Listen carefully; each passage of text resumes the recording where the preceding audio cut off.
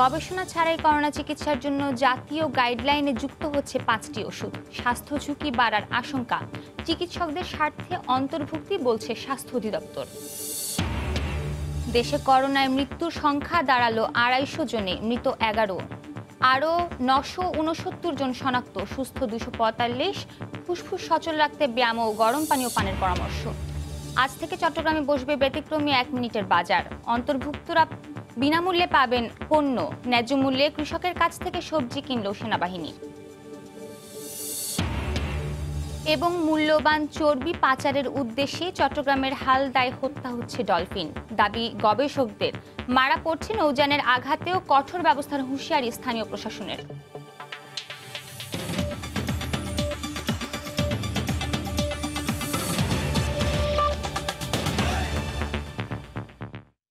বাংলার সময়ের সঙ্গে আছে আমি সৃষ্টি ঘটক। দেশে প্রথমবারের মতো করোনা ভাইরাসের জেনোম সিকোয়েন্স করার দাবি করেছে চাইল্ড হেলথ রিসার্চ ফাউন্ডেশন। এর মাধ্যমে বাংলাদেশে ভাইরাসের গতি প্রকৃতি সম্পর্কে জানা যাবে, যা করোনা ভাইরাস প্রতিরোধে ভ্যাকসিন ব্যবহারের ক্ষেত্রে গুরুত্বপূর্ণ ভূমিকা রাখবে। এদিকে বিশেষজ্ঞরা বলছেন, গবেষণাটি সফল হলে করোনা মোকাবেলায় দেশ আরও এক ধাপ এগিয়ে যাবে। দেশেই করোনা ভাইরাসের জিনোম সিকোয়েন্স আবিষ্কার করা হয়েছে বলে দাবি করেছে চাইল্ড হেলথ রিসার্চ ফাউন্ডেশন। তাদের দাবি, সরাসরি কোভিড-19 নমুনা সংগ্রহ করে ভাইরাসটি কেবল ডিঅ্যাক্টিভেট করেই, কোনো ধরনের পরিবর্তন না করেই তারা এই গবেষণা চালায়। এতে অপরিবর্তিত ছিল ভাইরাসের আরএনএ। আমরা ডিরেক্টলি নমুনা থেকেই ভাইরাসটা সিকোয়েন্স করেছি। আমরা ভাইরাসটাকে গ্রো করিনি বা কিছু না, ডিরেক্ট স্যাম্পল থেকে ভাইরাসটাকে ডিঅ্যাক্টিভেট করে ওর জিনোমটা, আরএনএ জিনোমটা আমরা সিকোয়েন্স করেছি।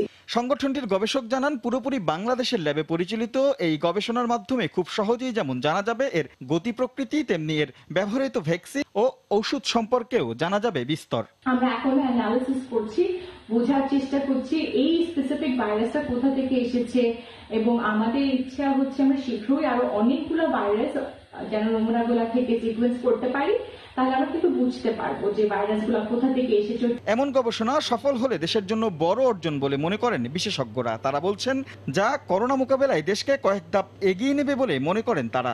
এই ধরনের অ্যানালাইসিস আমাদের বাংলাদেশে খুব কম হচ্ছে, যেটা আসলে খুব প্রয়োজনীয়। এটা একটা বেসিক ধরনের গবেষণা, যেটা সাধারণত অনেকেই করতে পছন্দ করেন না, কিন্তু আসলে এগুলো আমাদের ভবিষ্যতের জন্য এবং এই রোগ মোকাবেলায় নানা তার বৈশিষ্ট্য জানার জন্য এটা খুবই প্রয়োজনীয়। বিশ্বে এ পর্যন্ত করোনা ভাইরাসে আক্রান্ত হয়ে মারা গেছে প্রায় 3 লাখ মানুষ। রাশেদ লিমন, সময় সংবাদ, ঢাকা। শক্তিশালী গবেষণা ছাড়াই জাতীয় গাইডলাইনে কোভিড চিকিৎসায় 5টি ওষুধের অন্তর্ভুক্তি বিভ্রান্তি বাড়াচ্ছে বলে মনে করছেন বিশেষজ্ঞরা। সুপারিশকৃত 3টি ওষুধের পার্শ্ব প্রতিক্রিয়া নিয়ে নেই কোনো সতর্কবার্তা। শুধুমাত্র বিভিন্ন দেশে ব্যবহার করা হচ্ছে এই মর্মে একের পর এক ওষুধ তালিকাভুক্ত করা হচ্ছে বলে জানান বিশেষজ্ঞরা। মহামারীর এই সময়ে এ ধরনের ওষুধ ব্যক্তিগত উদ্যোগ বা স্বল্প পরিসরে চিকিৎসকরা ব্যবহার করতে পারলেও গাইডলাইনে অন্তর্ভুক্ত না করার পরামর্শ তাদের। দেখুন মুজাহিদ শুভর রিপোর্ট। কোভিড চিকিৎসায় বিশ্বজুড়ে 1/2 শতাধিক ওষুধের কার্যকারিতা নিয়ে গবেষণা চলছে। গবেষণাধীন ওষুধের সবগুলোই অন্য রোগের ওষুধ হিসেবে অনুমোদিত। ইতোমধ্যেই বাংলাদেশের জাতীয় গাইডলাইনে হাইড্রোক্সিক্লোরোকুইন, অ্যাজিথ্রোমাইসিন ও ক্লোরোকুইন এই 3টি ওষুধের সুপারিশ করা হয়েছে। যুক্তরাষ্ট্রের ফুড অ্যান্ড ড্রাগ অ্যাডমিনিস্ট্রেশন হার্টে ক্ষতিকর প্রভাব ফেলছে জানিয়ে হাইড্রোক্সিক্লোরোকুইনের বিষয়ে সতর্ক করলেও বাংলাদেশের গাইডলাইনে বিষয়টি স্পষ্ট করা হয়নি। এছাড়াও অপর্যাপ্ত ও দুর্বল গবেষণার উপর ভিত্তি করে জাতীয় গাইডলাইনে আরও 5টি ওষুধ তালিকাভুক্ত করা হয়েছে, যেটি কোনোভাবেই বিজ্ঞানসম্মত নয় বলে জানিয়েছেন বিশেষজ্ঞরা। হিসেবে আমি রোগীর উপকারের জন্য ব্যবহার করতে পারি, কিন্তু সেটার জন্য যেই মাত্রা প্রমাণ থাকা লাগবে। আর একটি জাতীয় গাইডলাইন প্রণয়নের ক্ষেত্রে আমার বা যে কোনো একটা হাসপাতালের গাইডলাইন প্রণয়নের ক্ষেত্রে অথবা একটি সুপারিশ বলার ক্ষেত্রে ওর চেয়ে অনেক শক্তিশালী প্রমাণের প্রয়োজন হয়। রেমডেসিভির নামক ওষুধটি নিয়ে ইদানিং বেশ চাঞ্চল্য লক্ষ্য করা যাচ্ছে। এটি ব্যবহারের জন্য ইমার্জেন্সি অ্যাপ্রুভাল দেওয়া হয়েছে। কোনো স্টাডিতে বেনিফিট দেখা গিয়েছে, আবার এমন স্টাডিও আছে যেখানে রেমডেসিভিরের কোনো বেনিফিট দেখা যায়নি। সুতরাং আমাদের চিকিৎসকদের এটি ব্যবহারের ব্যাপারে অবশ্যই সতর্ক থাকার প্রয়োজন রয়েছে। অপ্রয়োজনে তালিকাভুক্ত এসব ওষুধ ব্যবহারের ফলে রোগীরা শারীরিক ও আর্থিকভাবে ক্ষতিগ্রস্ত হবেন বলে আশঙ্কা করছেন বিশেষজ্ঞরা। একজন চিকিৎসা সেবা প্রদানকারী যদি কোনো নাম শুনে যে ওষুধটি কার্যকর তার এই ওষুধ তালিকাভুক্ত হয়েছে, এটি গাইডলাইন এসছে, তিনি আসলে এটা ব্যবহার শুরু করবেন। অতএব সেজন্য পৃথিবীর বিভিন্ন দেশ বেশ সতর্ক হয়েছে এই ব্যাপারটা। আক্রান্ত রোগীর জন্য এখন পর্যন্ত কোনো ওষুধই সম্পূর্ণ সফল বলে প্রমাণিত হয়নি, কাজেই সেই ওষুধের চিকিৎসার উপর আমাদের জোর দেওয়ার কোনো পথ নাই। চিকিৎসকদের করোনার চিকিৎসা সংক্রান্ত ধারণা দিতেই বিভিন্ন দেশে ব্যবহৃত ওষুধ অন্তর্ভুক্ত করার দাবি স্বাস্থ্য অধিদপ্তরের চিকিৎসা বিষয়ক টেকনিক্যাল কমিটির। যারা কনসালটেন্ট থাকবে ওরা যদি পার্টিকুলার কোনো রোগীর জন্য কোনো ওষুধ ব্যবহার করতে চায়, সেই ব্যবহার করার ইঙ্গিত দেওয়ার জন্য এটা হয়েছে। তাহলে সবাইকে কভার করে কিছু আছে, কিছু স্পেশালিস্টদের জন্য আছে। বিশ্ব স্বাস্থ্য সংস্থা এখন পর্যন্ত কোনো ওষুধ বা চিকিৎসাকে স্বীকৃতি দেয়নি। বিশেষজ্ঞরা বলছেন, কার্যকর ওষুধ পেতে আন্তর্জাতিক পরিসরে ব্যবহৃত কয়েকটি ওষুধের ক্লিনিক্যাল ট্রায়ালের পাশাপাশি সলিডারিটি ও রিকভারি ট্রায়ালের ফলাফলের দিকে চেয়ে থাকতে হবে সবাইকে। মুজাহিদ শুভ, সময় সংবাদ, ঢাকা। দেশে করোনায় মৃতের সংখ্যা বেড়ে 250 জনে দাঁড়িয়েছে। আরও 969 জনের দেহে ভাইরাসটি শনাক্ত হয়েছে। ফুসফুস সচল রাখতে শ্বাসযন্ত্রের ব্যায়ামের পাশাপাশি গরম পানীয় পানের পরামর্শ দিয়েছে স্বাস্থ্য অধিদপ্তর। সেই সঙ্গে রোগ প্রতিরোধ ক্ষমতা বাড়ানোর তাগিদ তাদের। নিয়মিত অনলাইন বুলেটিনে এই তথ্য জানানো হয়। সবশেষ 24 ঘন্টায় আগের দিনের তুলনায় ল্যাব একটি বাড়লেও নমুনা পরীক্ষা কম হয়েছে 363টি। একদিনের ব্যবধানে সংক্রমিতের সংখ্যা 4-এর অঙ্ক থেকে 3-এর অঙ্কে নেমে হয়েছে 969 জন, যা আগের দিনের তুলনায় 65 জন কম। এ নিয়ে মোট আক্রান্ত দাঁড়িয়েছে 16,660 জনে। আরও 11 জনের মৃত্যুতে মৃতের সংখ্যা দাঁড়ালো 250 জনে। 11 জনের মধ্যে আমাদের পুরুষ 7 জন এবং নারী 4 জন। ঢাকা সিটির মধ্যে 5 জন, নারায়ণগঞ্জে 1 জন এবং নরসিংদী 1 জন, চট্টগ্রাম ডিভিশনে 2 জন এবং সিলেট ডিভিশনে 1 জন। তাদের বয়স বিশ্লেষণে আমরা দেখি 51 থেকে 60 বছরের মধ্যে 3 জন, 61 থেকে 70 বছরের মধ্যে 5 জন, 71 থেকে 80 বছর 2 জন এবং 81 থেকে 90 বছরের জন্য মধ্যে 1 জন। সবশেষ 24 ঘন্টায় সুস্থ হয়েছেন 245 জন। এ নিয়ে কোভিড জয় করলেন 3147 জন। ফুসফুসকে সক্রিয় রাখতে সবাইকে শ্বাসযন্ত্রের ব্যায়াম করার পরামর্শ দিয়েছে স্বাস্থ্য অধিদপ্তর।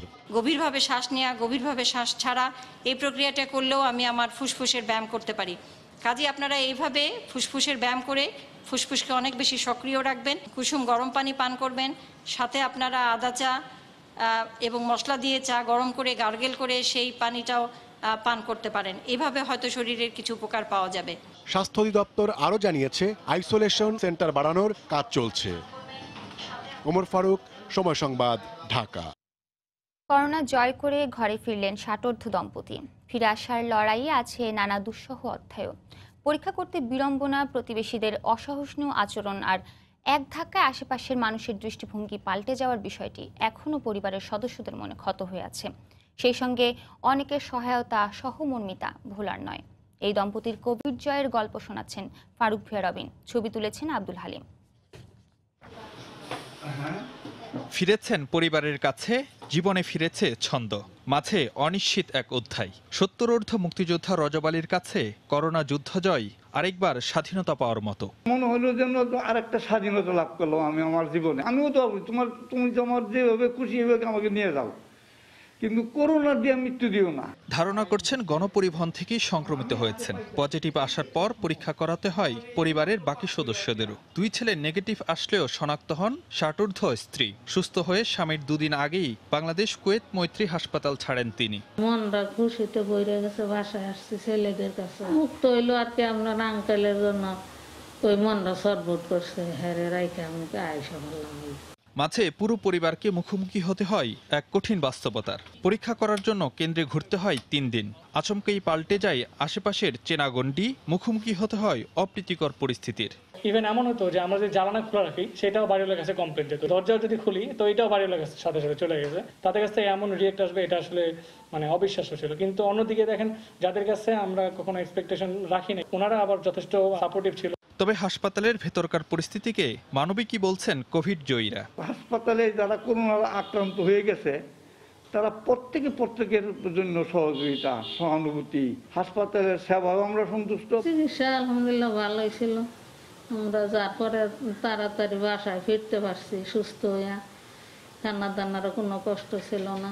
কিন্তু কোভিড যুদ্ধজয়ের আসল মন্ত্রটা কি? করোনা জয়ীরা বলছেন, হারানো যাবে না মনোবল, অটুট রাখতে হবে সাহস।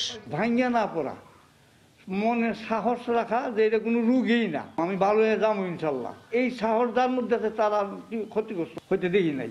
দেশে কোভিড-19 পরিস্থিতি সামাল দিতে আসা জায়গায় এসব করোনা জয়ের গল্প। তবে এই কোভিড যুদ্ধে তিক্ত অভিজ্ঞতা কম নয়। যারা এই যুদ্ধ জয় করে ফিরে এসেছেন তাদের চাওয়া একটাই, করোনা আক্রান্তদের প্রতি যেন থাকে সদয় আচরণ, মানবিক দৃষ্টিভঙ্গি আর সহমর্মিতা। ফারুক ভূঁইয়া, রবিন, সময় সংবাদ, ঢাকা। বাংলার সময় আরো থাকছে। করোনা পরিস্থিতিতে বিক্রি হয়নি চাঁপাইনবাবগঞ্জের অধিকাংশ আম বাগান, লোকসানের শঙ্কা ব্যবসায়ীদের, বাজারজাতকরণে সমন্বিত উদ্যোগের দাবি।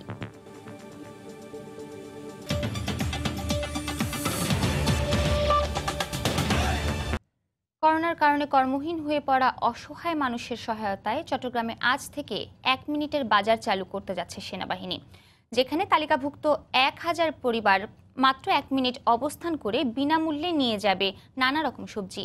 প্রান্তিক বাজারগুলো থেকে ন্যায্য মূল্যে পণ্য কিনে তা বিতরণ করবে সেনাবাহিনী। সাকফাত টিপুর ক্যামেরায় বিস্তারিত জানাচ্ছেন কমল দে। ভোরের আলো না ফুটতেই সীতাকুণ্ড বাজার চষে বেড়াতে শুরু করেন সেনা সদস্যরা। কৃষক এবং ক্ষুদ্র বিক্রেতাদের কাছ থেকে কিনে নেন নানা ধরনের সবজি। প্রান্তিক কৃষকদের নিকট থেকে ন্যায্য মূল্যে আমাদের সবজিটা কিনে নেওয়া। দ্বিতীয় উদ্দেশ্য হচ্ছে যারা একান্তই নিডি সঠিকভাবে তাদের হাতে পৌঁছে দেওয়া। তৃতীয় হচ্ছে করোনা মহামারীতে সবাই যেন একটু সুশৃঙ্খলভাবে জিনিসগুলো গ্রহণ করতে পারে সেটা নিশ্চিত করা। চতুর্থ হচ্ছে গতানুগতিক আমাদের যে মাইন্ড সেট আপ এটা পরিবর্তন করা। সেনাবাহিনীর কাছে ন্যায্য দামে পণ্য বিক্রি করতে পেরে গ্রামের প্রান্তিক কৃষক এবং বিক্রেতারাও উচ্ছ্বসিত। সেনাবাহিনী আমাদের থেকে মাল নিতেছে, আমরা যথেষ্ট ন্যায্য মূল্য পাইতেছি।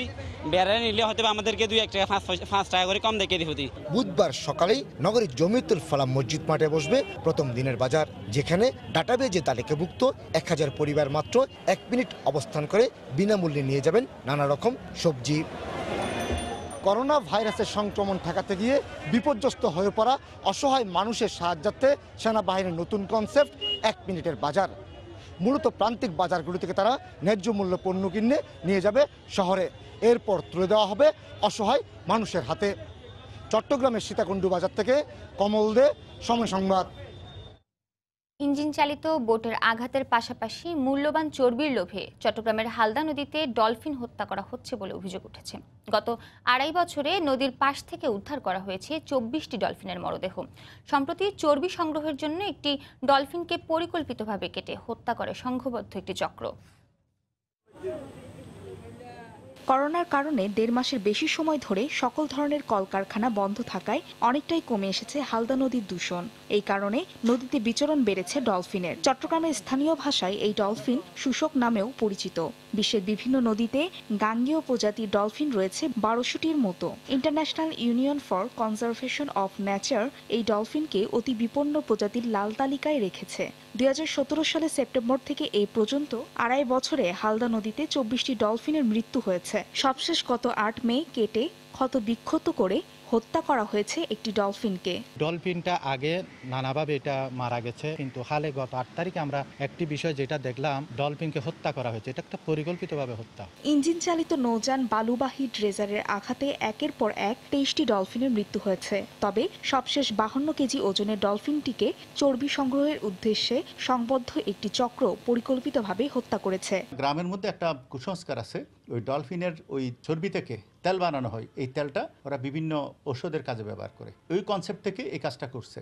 এটা আমি মনে করি হালদার ডলফিন সংরক্ষণের জন্য একটা অশনি সংকেত। তবে হালদায় যাতে আর কোনোভাবেই ডলফিনের প্রাণহানির ঘটনা না ঘটে সেজন্য কঠোর ব্যবস্থা গ্রহণের কথা জানালেন উপজেলা নির্বাহী কর্মকর্তা। আমরা অন্তত দিনে একবার চেষ্টা করছি হালদা নদীতে একটা অভিযান পরিচালনা করার জন্য কিংবা হালদা নদীর উপর চোখ রাখার জন্য। ইতিপূর্বের তুলনায় এবার আমরা আমাদের অভিযান দ্বিগুণ করেছি। এদিকে পরিবেশ ও জীববৈচিত্র্যের স্বার্থে ভার্চুয়াল রায়ে ডলফিন রক্ষায় পদক্ষেপ নিতে নির্দেশ দিয়েছেন হাইকোর্ট। সময় সংবাদ, চট্টগ্রাম। এ মাসে এসএসসি পরীক্ষার ফল প্রকাশের প্রস্তুতি চলছে।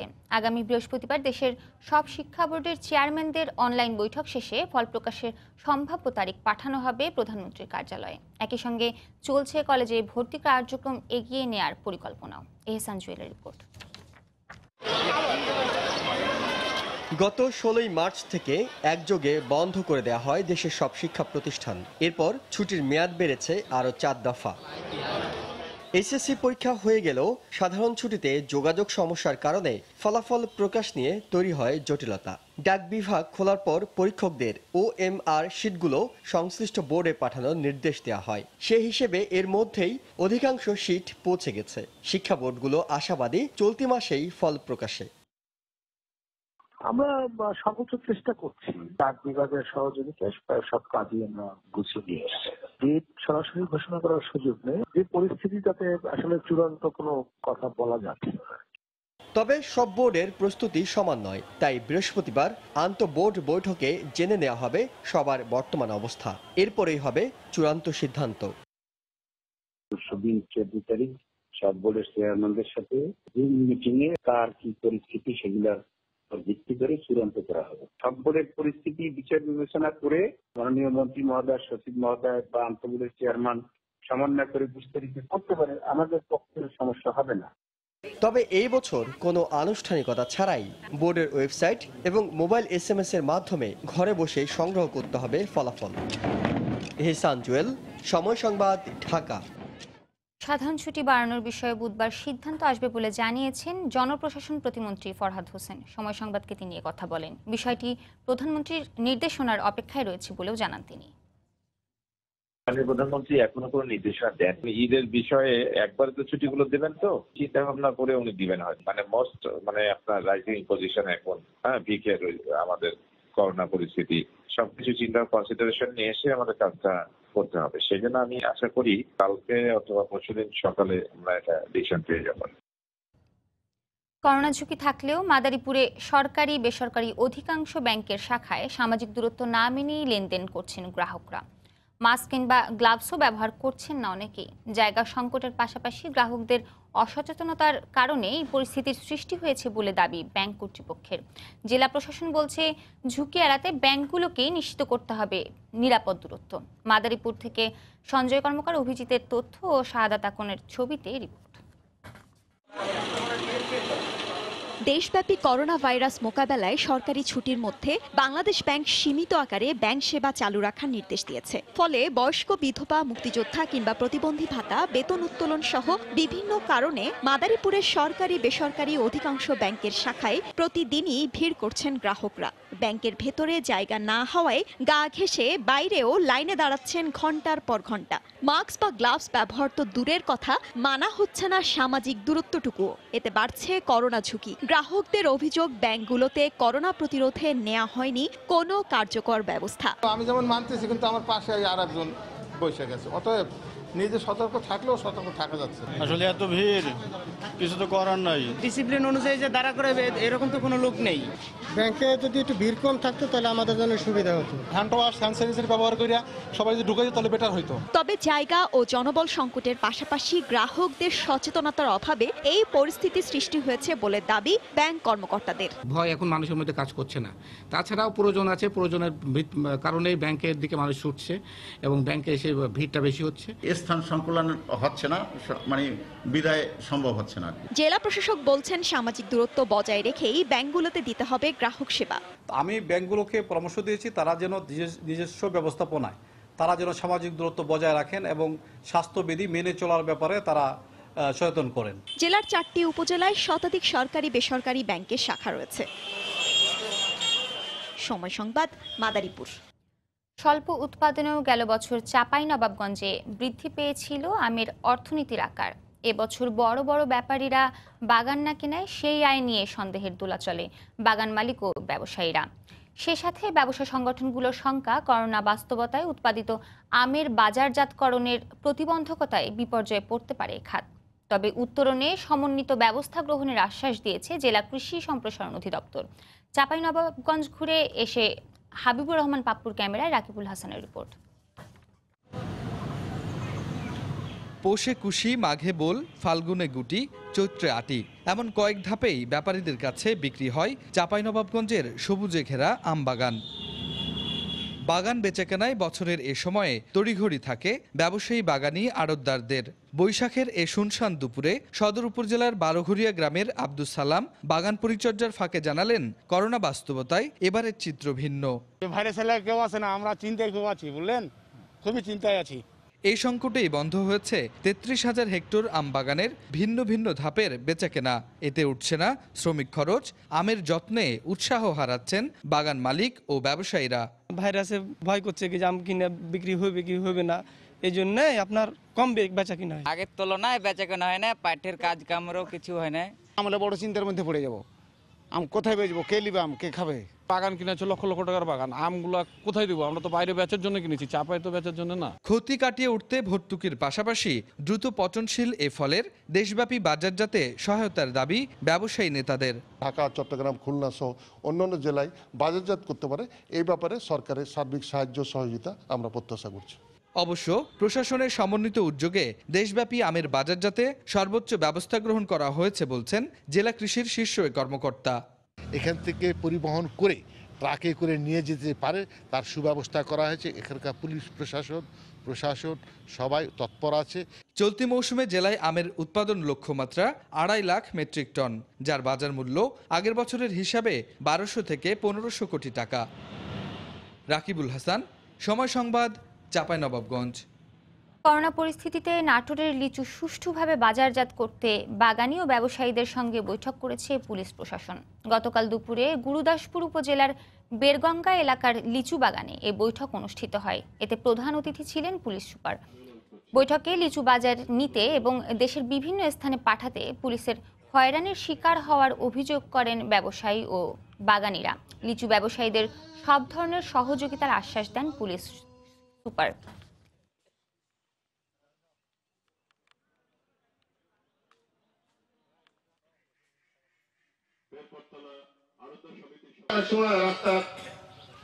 গাড়ি আপনাদের পুলিশ ধরে 100-200 টাকা করে আবার ছাড়ি দেয়, এই জিনিসগুলো যেন না হয়। ছোট একটা গাড়ি 300 টাকা নেয়, বড় একটা গাড়ি 500 টাকা নেয়, তার কমে যায় না, না হলে গাড়ি ছাড়ি দিতে হয় না, এতে রোডের সমস্যা হয়। নিরাপদ বাজারজাতকরণের জন্য আমরা এখানে পুলিশের একটা টহল দিব, এখানে সিভিল একটা টিম আমরা দিব, পাশাপাশি একটা ট্রাফিক ব্যবস্থাপনার জন্য আমরা অতিরিক্ত ফোর্স মোতায়েন করব। আনুষ্ঠানিক উদ্বোধনের 6 দিনেও নওগাঁয় কৃষকের কাছ থেকে ধান কেনা শুরু হয়নি। এতে করে সরকারি দরের প্রভাব নেই ধানের হাটগুলোতে। কৃষকের তালিকা না পাওয়াকে বিলম্বের কারণ বলছে খাদ্য বিভাগ। তবে কৃষি বিভাগের দাবি তালিকা দেয়া হয়েছে। কৃষক পর্যায়ে ধানের ন্যায্য দর নিশ্চিতে সজাগ দৃষ্টি রাখার দাবি জেলা প্রশাসনের। নওগাঁ থেকে এমআর রকির রিপোর্ট। গত 7 মে ভিডিও কনফারেন্সের মাধ্যমে নওগাঁয় কৃষকের কাছ থেকে ধান ও চাল কেনা কার্যক্রম উদ্বোধন করেন খাদ্যমন্ত্রী সাধন চন্দ্র মজুমদার। কিন্তু এটা ঘোষণার আনুষ্ঠানিকতাতেই আটকে আছে। হাটগুলোতে চিকন জাতের ধান 800 টাকা হলেও মোটা ধান 650 টাকা মন দরে বিক্রি হচ্ছে। কৃষকদের অভিযোগ, সরকারিভাবে ধান কেনা শুরু না হওয়ায় বাজারে তার প্রভাব পড়ছে না। আমাদের যে খরচ, এই খরচের টাকাটাই আমাদের উঠছে না। 1000 থেকে মনে করেন 1050 টাকা হলে আমাদের তবিলটা কোনো মতে উঠছে। আমি একটা কৃষক, আমার নামই উঠেনি। হ্যাঁ, 1 বছর 2 বছর 3 বছর কোনো নামই উঠেনি, অথচ জায়গা যারা ব্যবসা করে তাদের নামই উঠেছে। কৃষি বিভাগের তালিকা হাতে পাওয়ার পর দ্রুত ধান কেনা শুরু হবে বলে জানায় খাদ্য বিভাগ। তবে কৃষকের তালিকা ইতিমধ্যে খাদ্য বিভাগে দেওয়ার দাবি কৃষি বিভাগের। আমরা কৃষি বিভাগের সাথে প্রতিনিয়ত যোগাযোগ করছি এবং উপজেলা এখন সংগ্রহ কমিটির মাধ্যমে একটা তালিকা লটারি সম্পন্ন হবে ইউনিয়ন ওয়ারি। আমাদের তালিকার জন্য কোনো কাজ আটকে নাই। আমাদের তালিকা মহাদেবপুর পর্যন্ত আজকে সবই চলে গেছে। উপজেলা ফুড অফিসে সব জায়গায় জমা দেওয়া হয়ে গেছে। অনেক জায়গাতে লটারি করে ফেলেছে, এখন দিলেই হয় মানুষ। ধানের ন্যায্য দর নিশ্চিতে কঠোর নজরদারি করা হচ্ছে বলে জানালেন প্রশাসনের শীর্ষ কর্মকর্তা। আপনারা যখন ধান ক্রয় করবেন, আপনারা আবশ্যিকভাবে যৌক্তিকভাবে করবেন, ধানটা ক্রয় করবেন এবং আমরা এই জিনিসটা আমরা মনিটর করব। চলতি মৌসুমে জেলায় কৃষকের কাজ 26 টাকা কেজিতে 32,340 মেট্রিক টন ধান আর 36 টাকা কেজিতে মিলারদের কাছ থেকে 55,000 মেট্রিক টন চাল কিনবে খাদ্য বিভাগ। এমআর রকি, সময় সংবাদ, নওগাঁ। গত কয়েক বছর ধারাবাহিক লোকসানের পর পাবনার পেঁয়াজ চাষিরা এবার লাভের মুখ দেখেছেন। চলতি বছর আবাদ ফলন ও দামে খুশি তারা। তবে আমদানির খবরে দাম কমতে শুরু করায় শঙ্কিত কৃষক। এ অবস্থায় পেঁয়াজ আমদানি না করার আহ্বান সংশ্লিষ্টদের। পাবনা প্রতিনিধি এস এ আসাদের পাঠানো তথ্য ছবিতে রিপোর্ট। গত বছরের অক্টোবরে ভারত হঠাৎ রপ্তানি বন্ধ করে দিলে সর্বকালের রেকর্ড ভঙ্গ করে দেশে প্রতি কেজি পেঁয়াজের খুচরা দাম ওঠে 250 টাকায়। দাম বৃদ্ধি পাওয়ায় পাবনার কৃষকরা ডিসেম্বর থেকে জানুয়ারির মধ্যে রেকর্ড পরিমাণ জমিতে পেঁয়াজ চাষ করেন। এপ্রিলে মাঠ থেকে সম্পূর্ণ পেঁয়াজ ওঠার পর হাটে পাইকারি মন প্রতি 1600 থেকে 2000 টাকায় বিক্রি হয়। গত 2 মাস আমদানি বন্ধ থাকায় বেশ ভালো লাভবান হন কৃষকেরা, কিন্তু ভারত থেকে পেঁয়াজ আমদানির ঘোষণায় এক লাফে মন প্রতি 500 টাকা কমে যায়। সরকার কোনো মুহূর্তে যেন বাইরে থেকে পিস আমাদের বাংলাদেশে আমদানি না করে। যখন পিস থাকবে না তখন এই পেঁয়াজ আমদানি করবেন। জেলার ব্যবসায়ী নেতা বলছেন, ভালো দাম পেলে আগামীতে পেঁয়াজের দাম বাড়বে, এতে আমদানি নির্ভরতা কমবে। পিস কিনে ভরসা পাচ্ছি না, কারণ বাজার ঠিক নাই। বিদেশ থেকে পেঁয়াজ আমদানি করে, তাহলে আমাদের দেশে পেঁয়াজের ন্যায্য মূল্য আমাদের কৃষকরা পাবে না। কৃষি বিভাগ বলছে, বিদেশ থেকে আমদানি না হলে বর্তমান পেঁয়াজের দামে লাভবান হবেন কৃষক। যেহেতু আমদানি বন্ধ ছিল, সেই কারণে বাজারে চাহিদা ছিল, আমাদের কৃষকরা বেশ তাদের কাঙ্ক্ষিত মূল্যেই পেঁয়াজ বিক্রি করতে পেরেছে এবং কৃষকরা লাভবান হয়েছে। কৃষি বিভাগের তথ্য মতে জেলায় চলতি বছর 52,000 হেক্টর জমিতে প্রায় 6.5 লাখ মেট্রিক টন পেঁয়াজ উৎপাদন হয়েছে, যা দেশের মোট উৎপাদনের 25 ভাগ। সময় সংবাদ, পাবনা। র্যাবের হাত থেকে বাঁচতে ছাদ থেকে লাফিয়ে পা ভাঙল ৭১-এ মানবতা বিরোধী অপরাধের মামলায় দণ্ডপ্রাপ্ত জেলে থাকা সাইদির ছেলের সঙ্গে থাকা ষড়যন্ত্রকারীর। অভিযানে অস্ত্রসহ আটক হয়েছে তার 5 সহযোগী। র্যাব জানায়, ৭১-এ মানবতা বিরোধী অপরাধের দায়ে দণ্ডপ্রাপ্ত জামায়াত নেতা দেলোয়ার হোসেন সাইদির ছেলে শামীম সাইদির সঙ্গে সম্প্রতি কয়েকবার বৈঠক করে রকি বড়ুয়া। বৈঠকগুলোতে নাশকতার পরিকল্পনা করা হয় এমন গোয়েন্দা তথ্যের ভিত্তিতে গতকাল চট্টগ্রামের নগরীর পাঁচলাইশ এলাকায় একটি বাড়িতে অভিযান চালানো হয়। এ সময় র্যাবের উপস্থিতি টের পেয়ে বাড়ির ছাদ থেকে লাফিয়ে পালানোর সময় রকির পা ভেঙে যায়। তাকে পুলিশের প্রহরায় চট্টগ্রাম মেডিকেলে ভর্তি করা হয়। পরে ওই বাড়িতে তল্লাশি চালিয়ে অস্ত্র ও মাদক দ্রব্য সহ রকি বড়ুয়ার 5 সহযোগীকে আটক করে র্যাব। দিনাজপুরে ঘোড়াঘাট উপসভার মেয়রকে মারধরের অভিযোগে যুবলীগের 4 নেতাকে গ্রেফতার করেছে পুলিশ। মঙ্গলবার রাতে অভিযান চালিয়ে ওই 4 জনকে গ্রেফতার করা হয়। পুলিশ জানায়, গতকাল বিকেলে উপজেলা চত্বরে কর্মহীনদের মাঝে সরকারি ত্রাণ সহায়তা দিচ্ছিলেন পৌর মেয়র আব্দুস সাত্তার মিলন। এ সময় ত্রাণ দেয়াকে কেন্দ্র করে মিলনের সঙ্গে যুবলীগের সভাপতি জাহাঙ্গীরের বাগবিতণ্ডা হয়। এক পর্যায়ে জাহাঙ্গীরের নেতৃত্বে 10-12 জনের দল মেয়রের ওপর হামলা করে বলে জানায় পুলিশ। মেয়রকে মারধর করে পালিয়ে যায় তারা। পরে স্থানীয়রা মিলনকে উদ্ধার করে স্থানীয় হাসপাতালে ভর্তি করেন। এ ব্যাপারে নিজে বাদী হয়ে ঘোড়াঘাট থানায় একটি মামলা করেছেন মেয়র মিলন।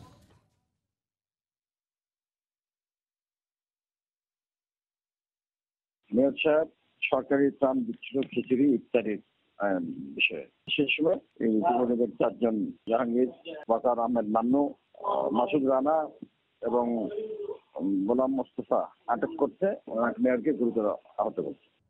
চট্টগ্রামে করোনা হাসপাতালের রোগীদের জন্য বিনামূল্যে অক্সিজেন সরবরাহ করছে আবুল খায়ের গ্রুপ। গতকাল সকালে নগরীর ফৌজদারহাট বিআইটিআইডি হাসপাতালে 10টি সিলিন্ডার হস্তান্তর করা হয়।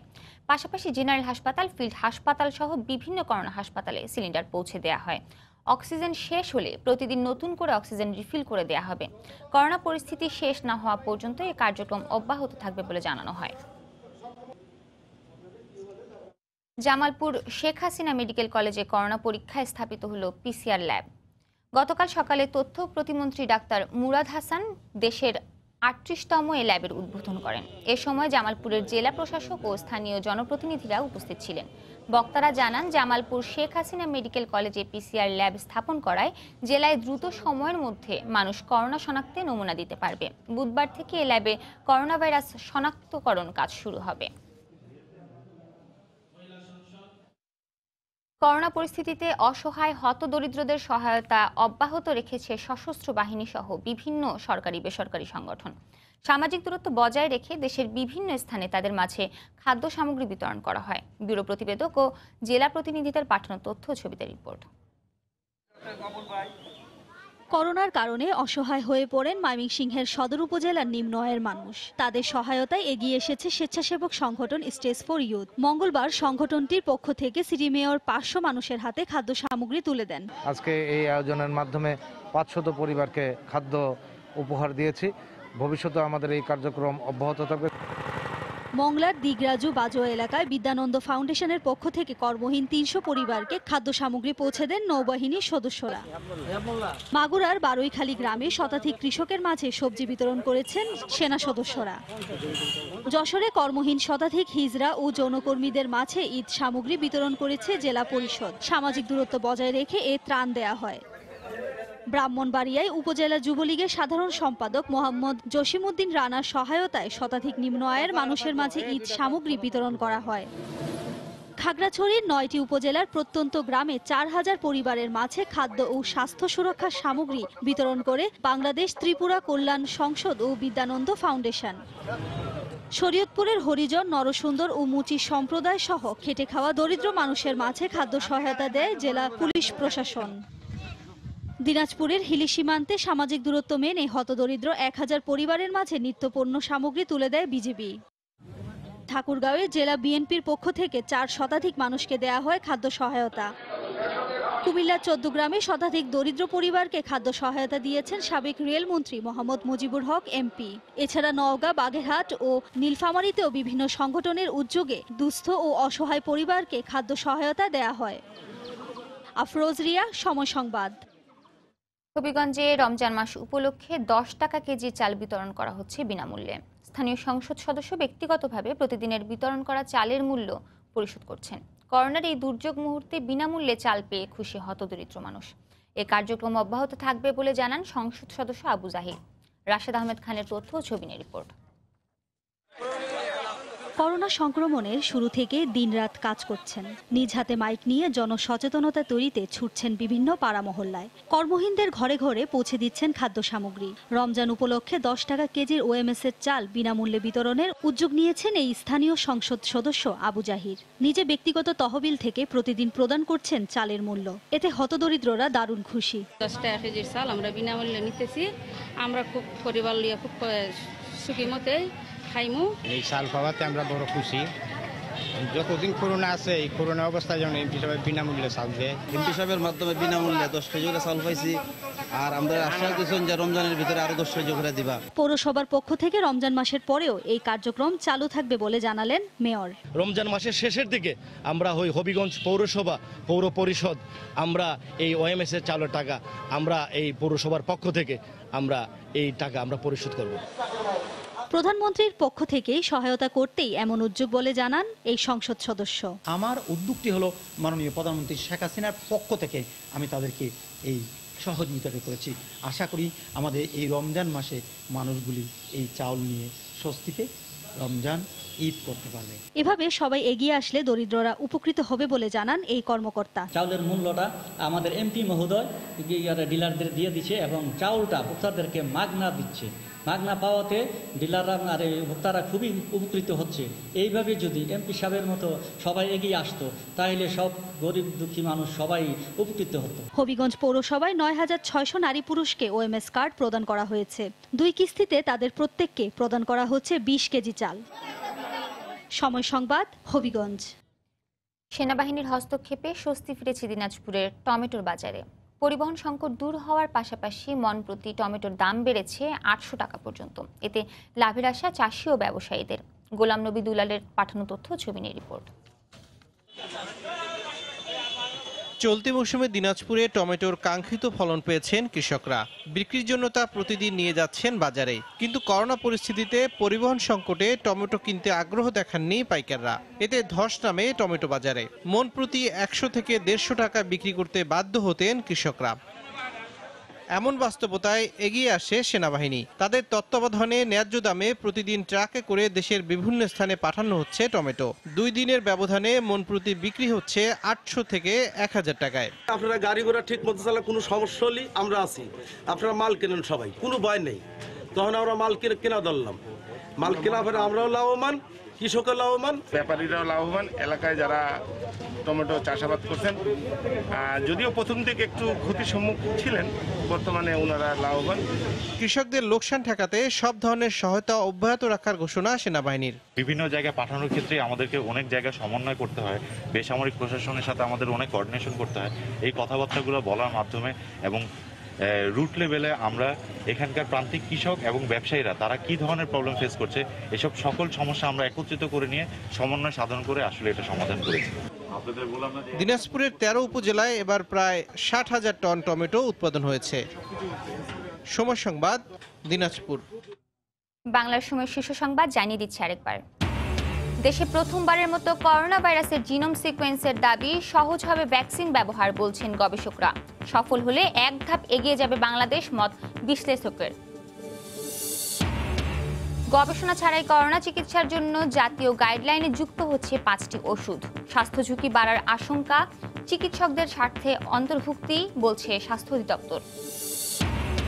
দেশে করোনায় মৃত্যুর সংখ্যা দাঁড়ালো 250 জনে, মৃত 11, আরও 969 শনাক্ত, সুস্থ 245। ফুসফুস সচল রাখতে ব্যায়াম ও গরম পানীয় পানের পরামর্শ। আজ থেকে চট্টগ্রামে বসবে ব্যতিক্রমী 1 মিনিটের বাজার। তালিকাভুক্তরা বিনামূল্যে পাবেন পণ্য। ন্যায্য মূল্যে কৃষকের কাছ থেকে সবজি কিনল সেনাবাহিনী। এবং মূল্যবান চর্বি পাচারের উদ্দেশ্যে চট্টগ্রামের হালদায় হত্যা হচ্ছে ডলফিন। দাবি গবেষকদের, মারা পড়ছে নৌযানের আঘাতেও। কঠোর ব্যবস্থার হুঁশিয়ারি স্থানীয় প্রশাসনের। এই ছিল বাংলার সময়। যে কোনো খবর পেতে ভিজিট করুন সময়নিউজ.tv।